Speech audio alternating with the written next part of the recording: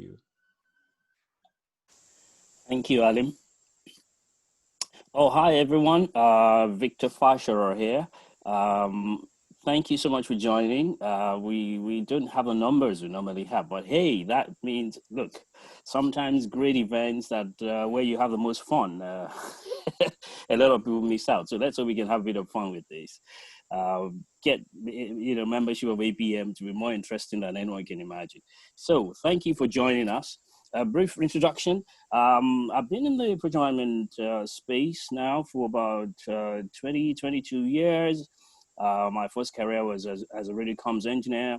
Then I moved into the IT sector, spent some stint in further education as a lecturer, was a Microsoft certified trainer.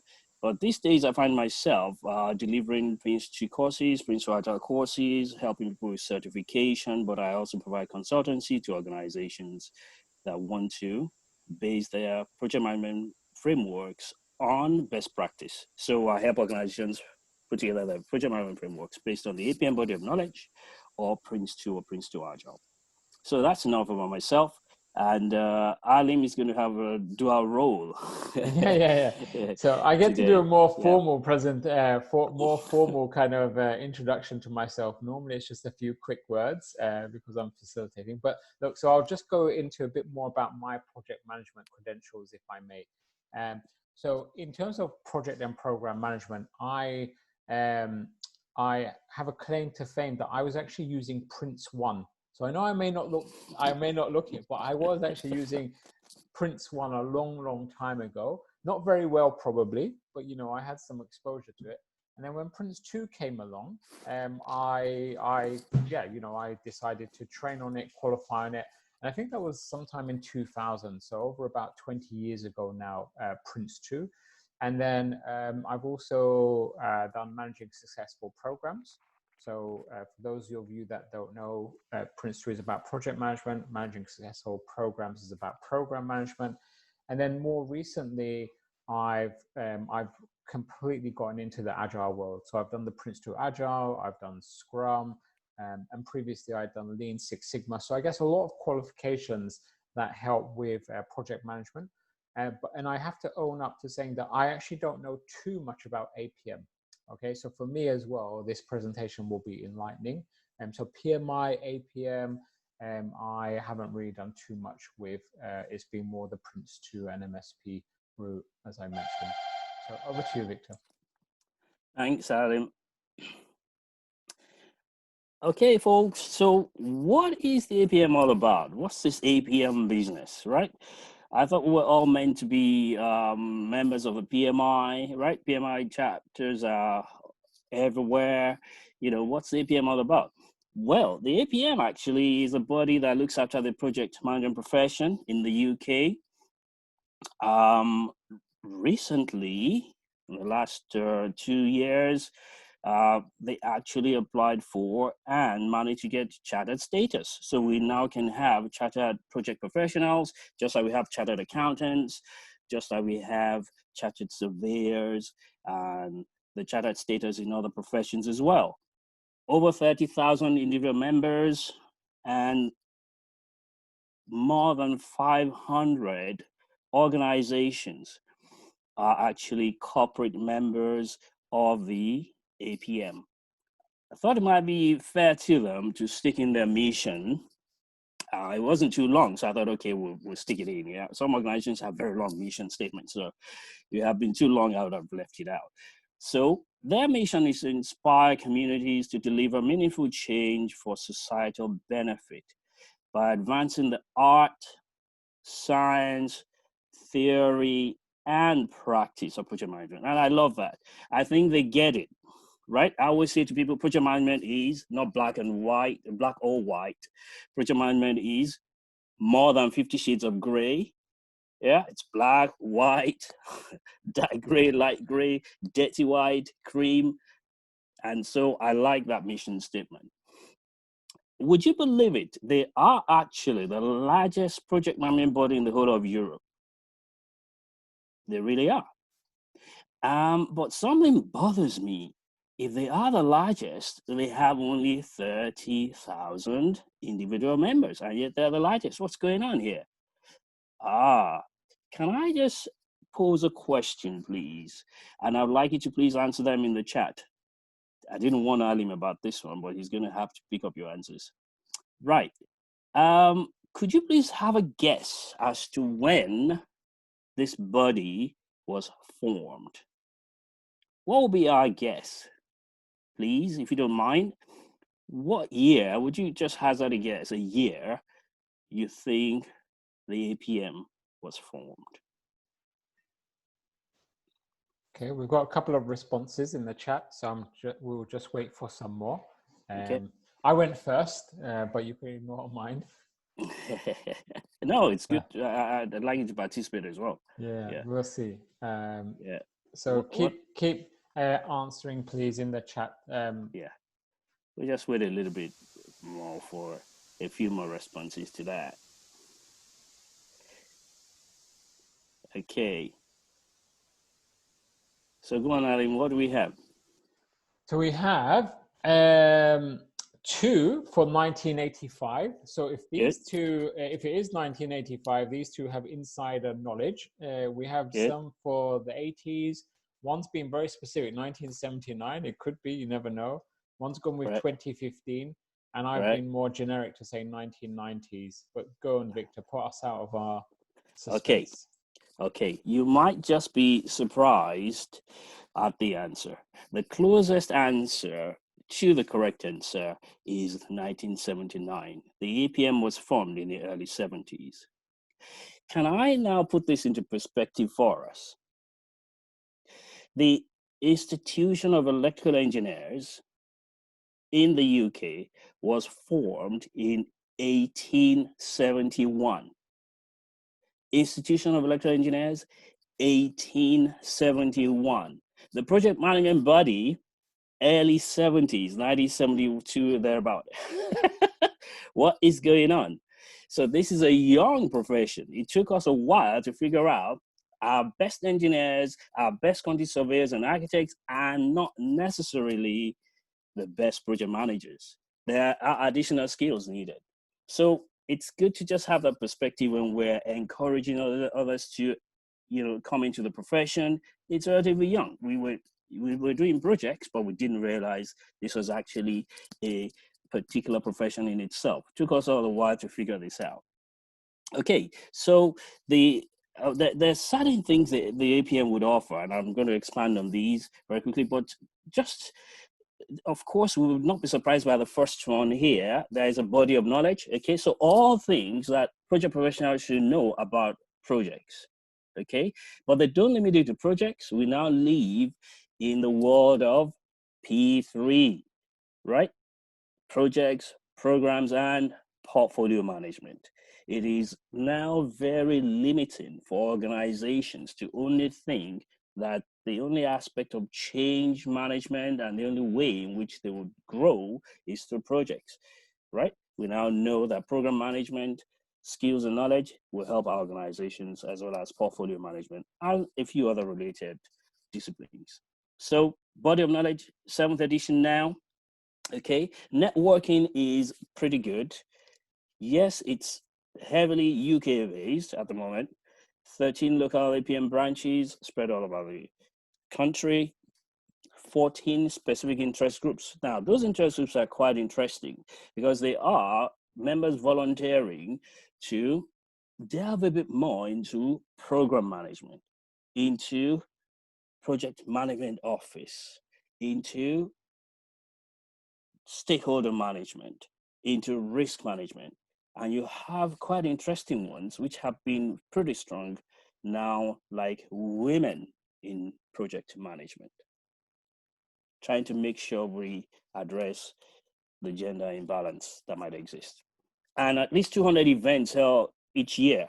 I still attended one today, so managed to squeeze one in. And these are pretty, very, very knowledgeable speakers, very, very useful information, and you have to maintain CPDs anyway, so it's a good idea to attend some of these events as a member, but non-members are pretty much welcome. And as I mentioned earlier, it provides a route to chartership now, so you can become a chartered project professional. Okay, the APM cover the entire profession by promoting 5 dimensions. That is, for us to be complete professionals in this area, we need to have these 5 dimensions: breadth of understanding, right? Depth of ability, right? Achievement, and that will be typically through, qualifications, and we maintain portfolio of evidence, work we've done in the field, commitment through continued professional development. You can't know everything. There are new techniques, evolving, there are new ways of working, there are new influences. And again, there are related areas that are also improving the way things are done. So risk management is not what risk management was, 10, 15, 20 years ago. So we've got to be committed to improving through continued professional development. Then accountability. So there is an ethics code, right?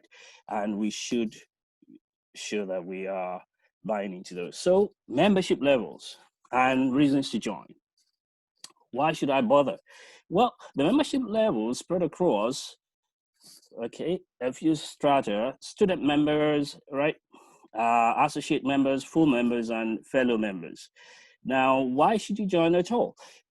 It's very difficult for anyone to argue that none of these will apply to them in one way or the other. You might give us other reasons why you may not join, of course, but what I'm trying to say is the spread is quite good in terms of, being able to cater for people who are at different stages of their career. Okay. Progression to enhance your career potential, that might be a good reason. You may not think it, but quite a lot of organizations are paying more and more attention to APM qualifications, if not membership. Involvement. So again, you get more involved. You can stand up from the crowd. You can be as involved as you want. You can volunteer, for any aspect. You can volunteer for aspects where you do a lot of work behind the scenes for the profession, or you can put yourself up front if you want to be more visible. Support. The resources are getting much better, and there's a lot of support in various forms for members. And you're part of a community as well. There, as I mentioned earlier, there are local branches. You have the specific interest groups, but we also have the APM hub, where we can really try and connect with those who live closest to us or work closest to us. So student membership free, yeah. Anything free is worth knowing about. And yet, they do get preferential rates when it comes to APM qualifications. Okay. And there's some member-only digital resources, including books. You can, ebooks can be downloaded. Templates for, project management can be downloaded by student members. Associate membership, who's this for? Well, if you're relatively new to the profession, you do have sort of conviction that this is the route you want to stay on, then this might be worth considering. Yes, it's another subscription of £138, but hey, what would I get for that?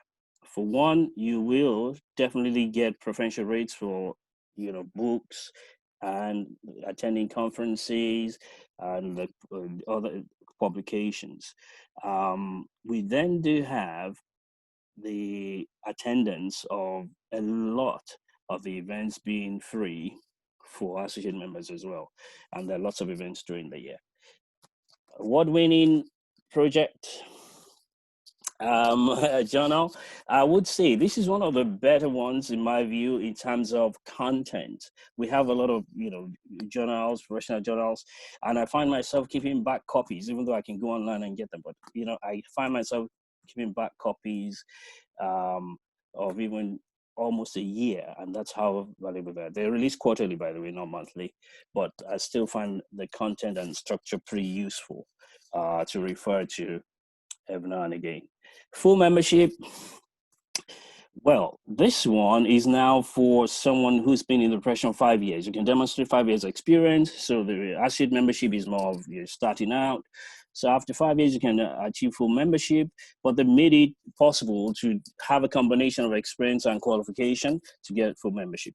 Or you can have a direct entry route straight to full membership. That would depend though on you having one or more of these qualifications. This is an interesting slide because it does say here, oh, there's an APM course, right, which I can use. Qualification I can use, so you can sit the course and the exam and combine that with experience, 3 years experience, and then I'm full member, or I can go through direct entry. And the direct entry qualifications there are interesting, right? Because it then not only refers to the APM qualifications themselves, but also the IPMA ones. And I'm not sure how familiar we are with IPMA, but there is actually a universal body responsible for the project management profession. And it is run democratically as much as possible. They rotate the leadership, beg your pardon, I'm just going to move that forward. Rotate the leadership. So the UK membership of the IPMA is through the APM. So right at the moment, about 55 countries, right? And they are creating more visibility for themselves now. So by being a holder of IPMA qualifications, you can actually, of course, secure full membership of APM. Then there's a fellow member, and that means you have lots more than the 5 years experience in a lot of cases. You've contributed to the profession. You are a professor, one of the top universities teaching project management for so long. You've contributed to the profession in so many ways. And so this is not just a case of qualifications, it's a lot to do with experience. You've been in a senior position of influence in different organizations, and they spread the net quite wide. Okay, so that's fellowship. So those are the membership levels. So the qualifications, I would need a new session to go through all the qualifications and their implications, okay? But it's worth stating that the qualifications actually help to then achieve the two, if you like, I like to call them the prime, okay, recognition modes in the APM, which is the Chartered Project Professional, okay, and the APM Registered Project Professional.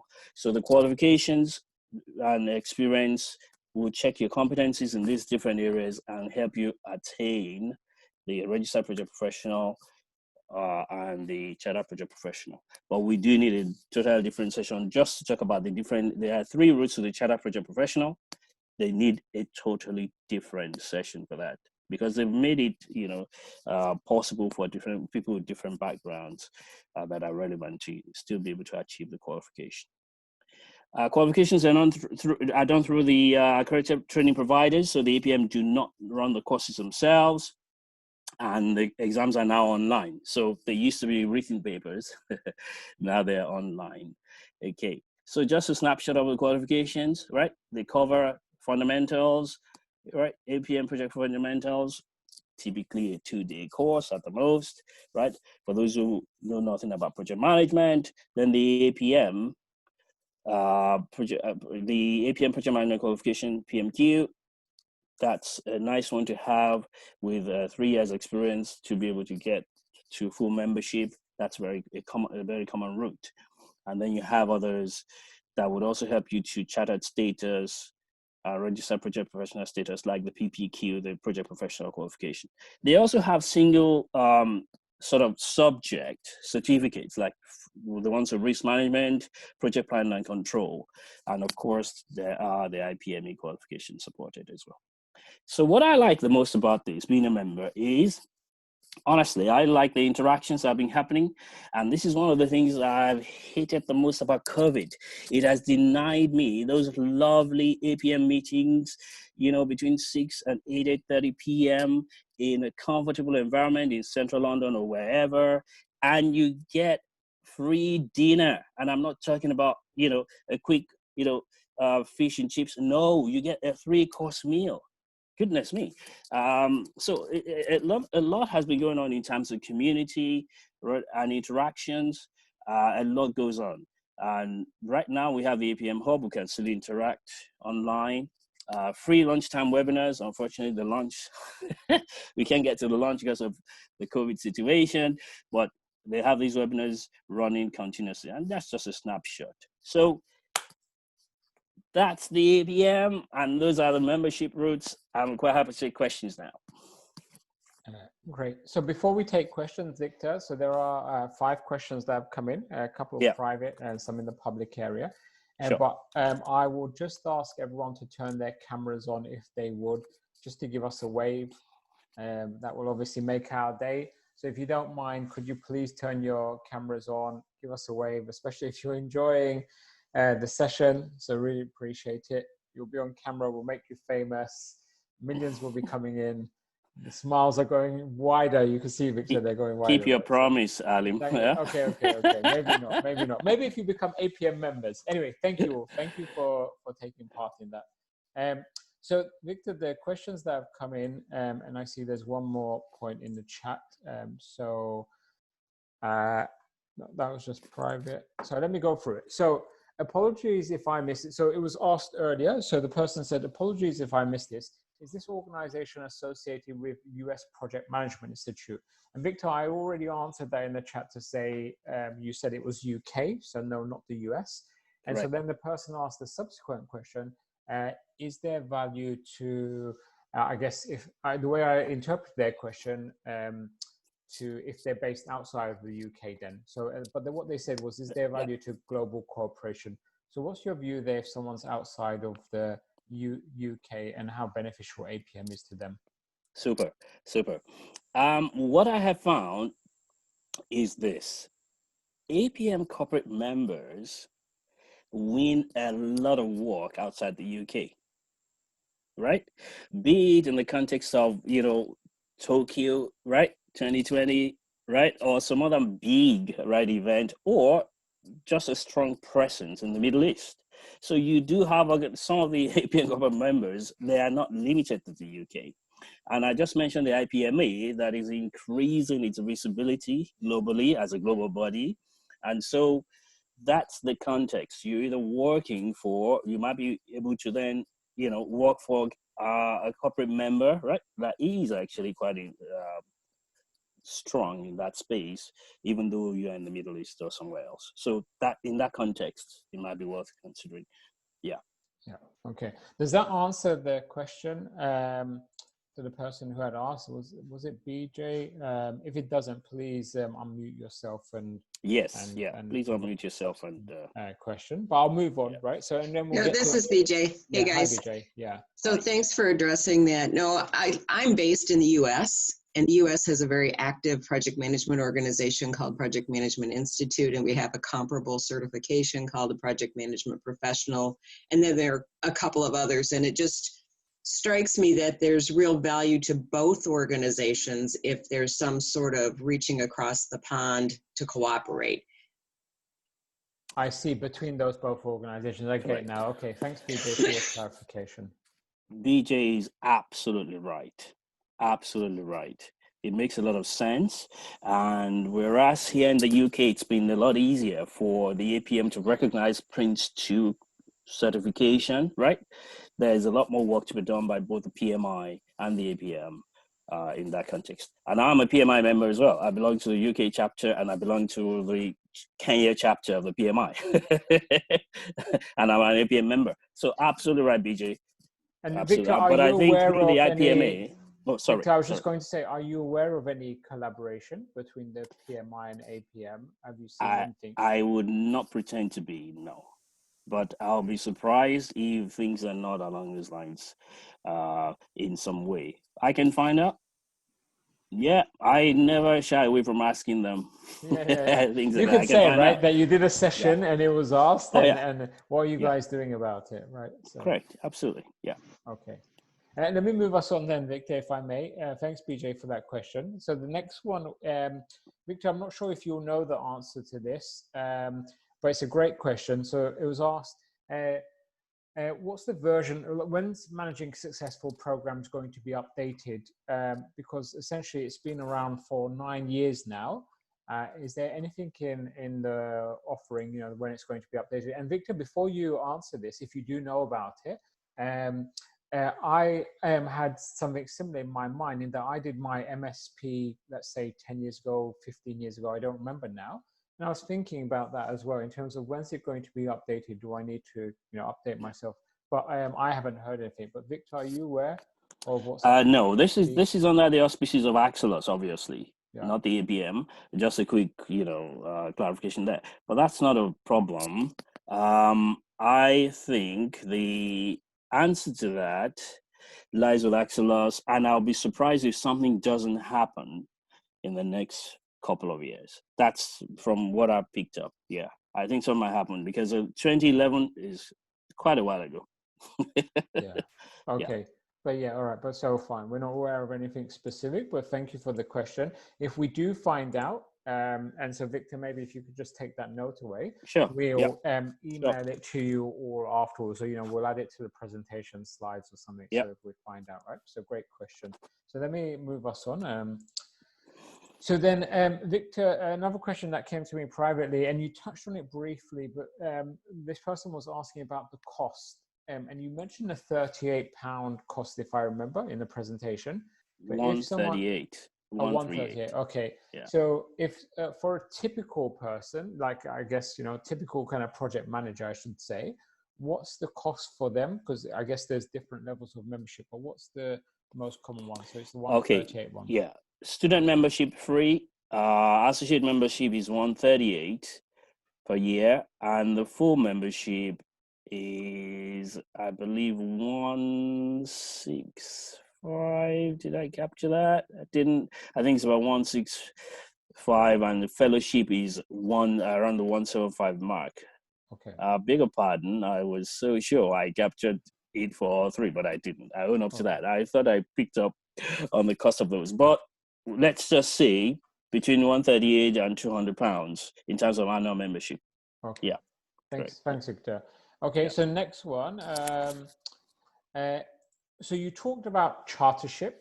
Yes. But the question that came up around this is, well, okay, but what's the advantage of being a chartered member?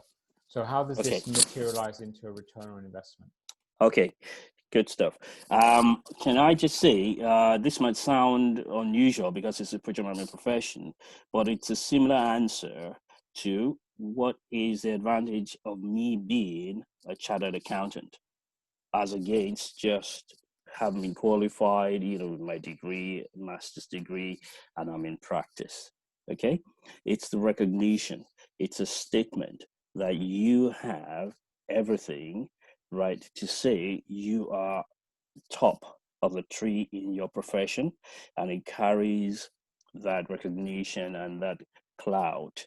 And so the time will come. It hasn't come yet. We only have about just over 1,000 chartered project professionals. Why? It was only started in the last couple of years.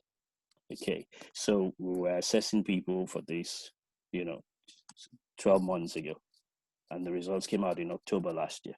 So it's early days, but just in the same way as a lot of organizations will not call in an auditor who is not a chartered accountant, right?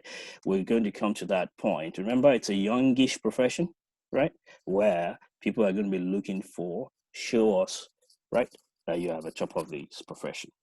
And that's what's going to be, yeah. Okay, thank you, Victor. And two more questions in the chat, and then we'll open it up, right? So, and these questions, I guess, are covering a similar area, but I'll ask the first one. Where does PMQ stand in comparison to PMP Prince 2? So comparison between PMQ and PMP and Prince 2.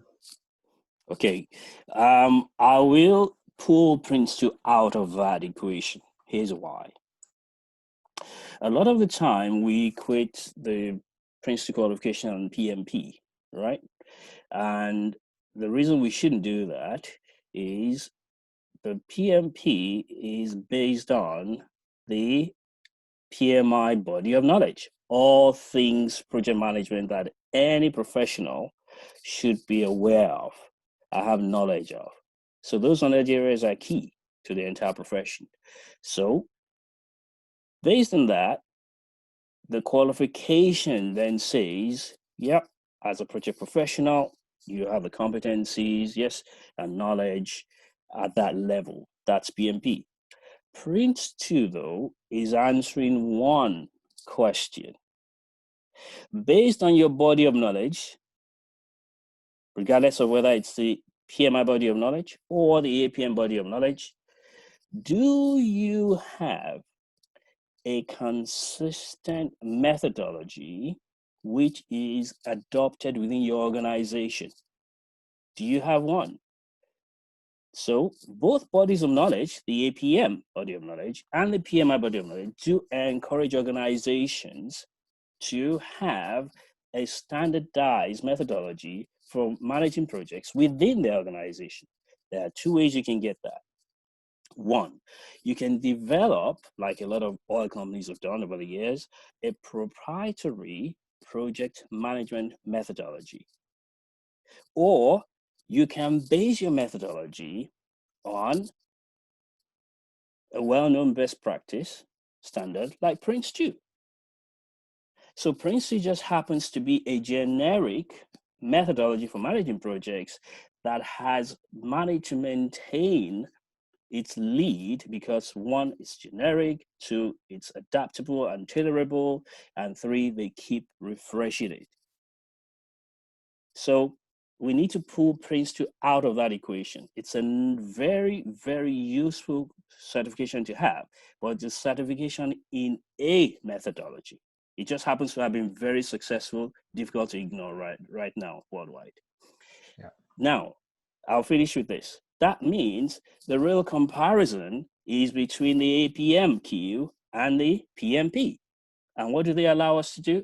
They allow us along the streams within the APM to be able to attain full membership, yes, and along the streams within PMP to be able to attain different levels of membership, right? They're just one of the qualifications within those streams. So that's the thing to be aware of. So Prince 2 is a little bit different from the other two. Yeah. Do we need both? You bet we need both. In terms of Prince 2, the methodology, as well as the PMI, PMP, or the APMQ. Yeah, I get it as a whole. Yeah, as a whole kind of institution, if you like. Yeah, so that's helpful. So thank you, Victor. So I hope that answers the question for that person. But of course, they can come back with a subsequent question. There's one more question in the chat, Victor. But actually, there's two parts to this question. It's a great question from Deran. Okay, so I'll just ask it in two parts, though. So the first part is, to be acceptable across the world, does that mean we need to have certification in APM, Prince 2, PMI, etc.? Interesting question, right? Well, you see, this is the way I look at it. It depends on where you see yourself and your scope. For example, from about, I think 8 years ago, I found myself traveling to North America a lot, specifically Canada, to deliver Prince 2 courses. And of course, there, the first thing they say to you is, we've got PMI. Why do we need this, right? So I was forced to, I understood why they needed it. It's complementary to the PMI, PMP. But I also then said to myself, look, if I'm going to be coming out here even more, then I need to be well-versed, right, in the PMI, PMP stuff.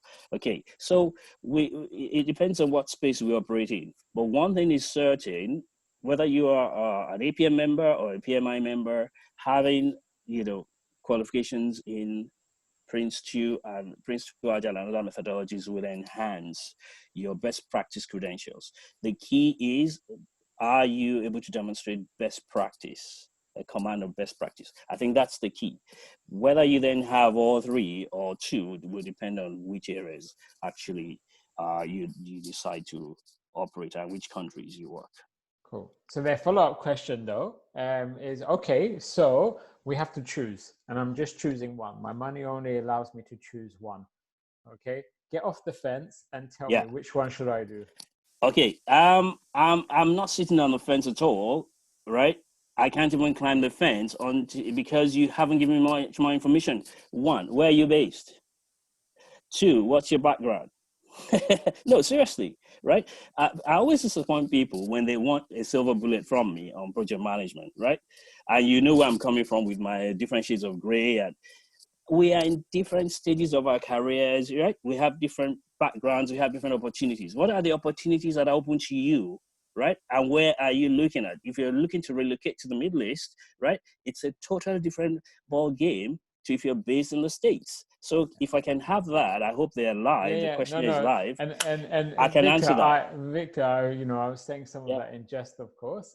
Yes. Make the point, right? So the person has Yeah. actually come back and Yeah. said that they're from the UK, right? So we can Okay. ask them. And Deran, actually, you may even want to take yourself off mute, and this might be relevant to other people as well. We can go through a number of people. If you're thinking, okay, do I do A or do I do B or do I Sure. do C? Yeah. They can obviously give us their background, their scenario, Correct. and then you can address each one. So let's start with Deran. So Deran has said they're from the UK. Okay. So, and I know it's difficult. I know there's many other factors, but by all means, ask Deran any questions that you want to, Victor, and then Deran can answer, and then you can obviously guide as to what one you think may be the best for them. If you have to. Hi, it's Darren here. If I could just mention that I've done the Prince 2, and that was many years ago, and it has, I think, 3 years, and then it expires, and you have to renew the qualifications. So if I need to do something, do I renew that, or do I move over to APM? And does APM have such an expiry date as well that I need to consider on an ongoing basis? So Okay, I'm based in UK and only in UK. I don't know if I'll ever go into other parts of Europe and the world. Yeah, perfect. That's helpful, right? Thanks, Deran. Yeah, very helpful, Jared. Thanks. So what I would do, I would refresh my Prince 2 without any doubt. Okay, and because the APM is the body for this profession here in the UK, and the largest one in Europe, I would consider APM membership. And no, your APMQ qualification, for example, does not expire. No, because the view of the APM is on top of that qualification, you remain in the profession. You can demonstrate that through your CPDs, right? That you are active and therefore you are increasing your experience and scope of knowledge and depth of knowledge, right? Within the profession. So you do not need to renew that. But I would refresh my Prince 2 because, hey, let's be real, perceptions are everything.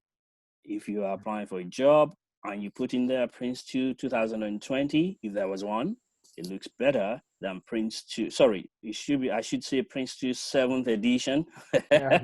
They've changed it now. They're not using the years anymore. So if you put in Prince 2 7th edition, it's certainly better than putting Prince 2 2005 on your CV.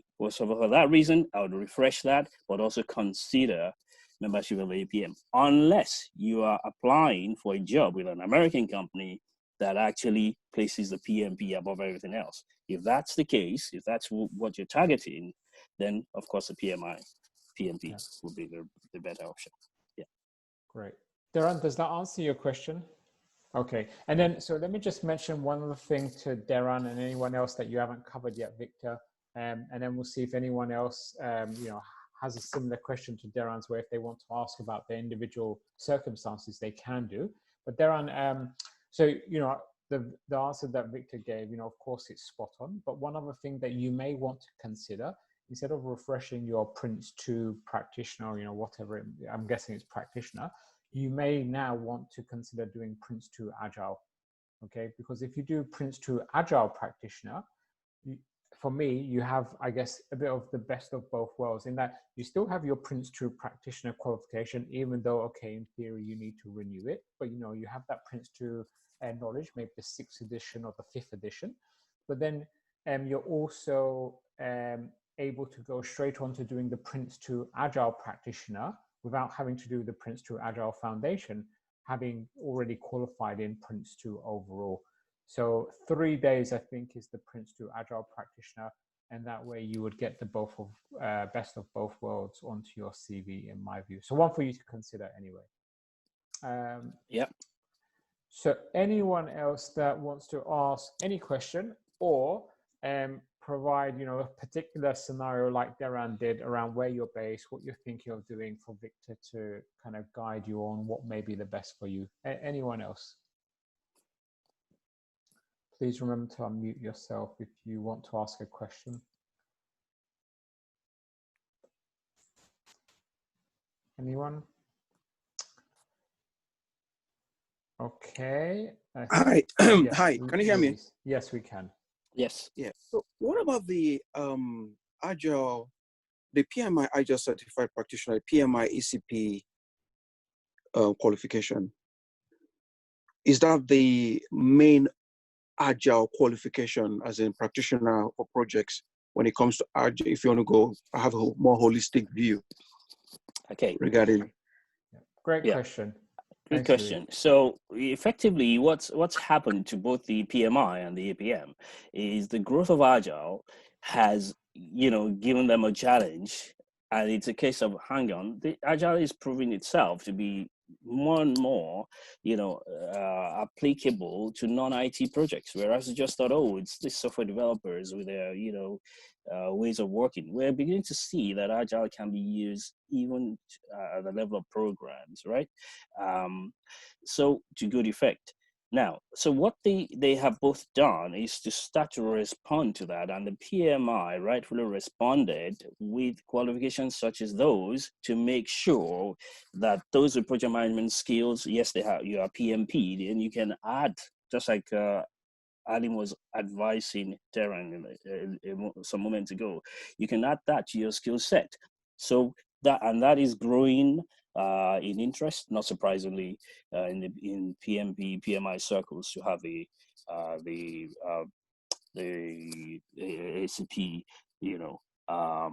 as one of the key certifications. So as far as the PMP route is concerned, PMI collection of certifications are concerned, yes, that is demonstrating your ability to show that you can use Agile effectively in the project environment.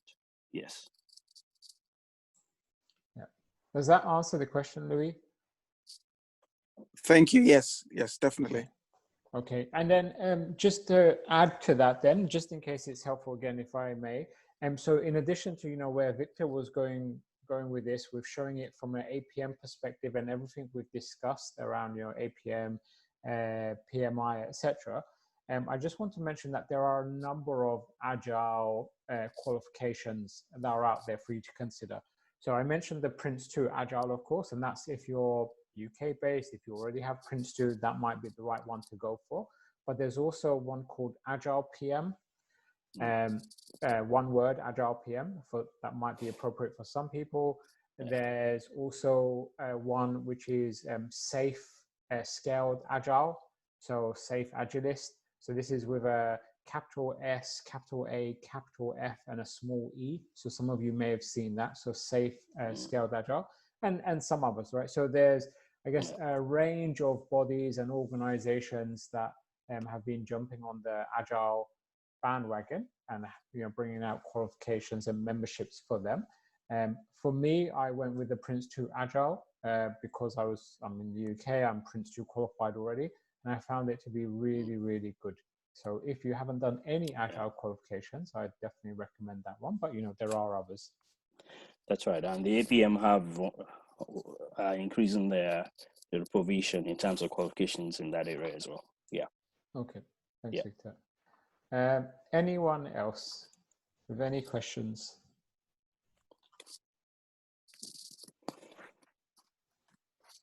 Anyone else going once? So, going twice?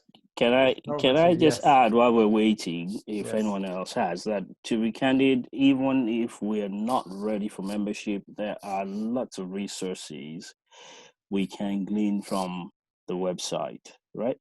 Even as non-members, there are a lot of events that can be attended, and they are very, very useful, very useful. So I would just say that for whatever it's worth, even if we're not ready in a few months to join the organization in any sort of at any membership level, please take advantage of the resources on their website. There are a lot of things that are free to access that are very useful. Yeah, great. Okay, thank you, Victor. I think that might be the end of the question. So the one last thing then I'll say to wrap up is that And many of you I know are already members of the Mentoring Professional Slack channel, where people like Victor, myself, and other mentors who are qualified in various project management methodologies reside. So by all means, come and join that Slack channel to book one-to-one time with Victor if you want, or just interact with the other mentors. I will share the link in a second in the chat. But that was the last thing I want to say. So thank you all. Thank you for your questions. Thank you for your involvement. If you are interested in that link for the Slack channel, stay on and I will post it in the chat. Thank you.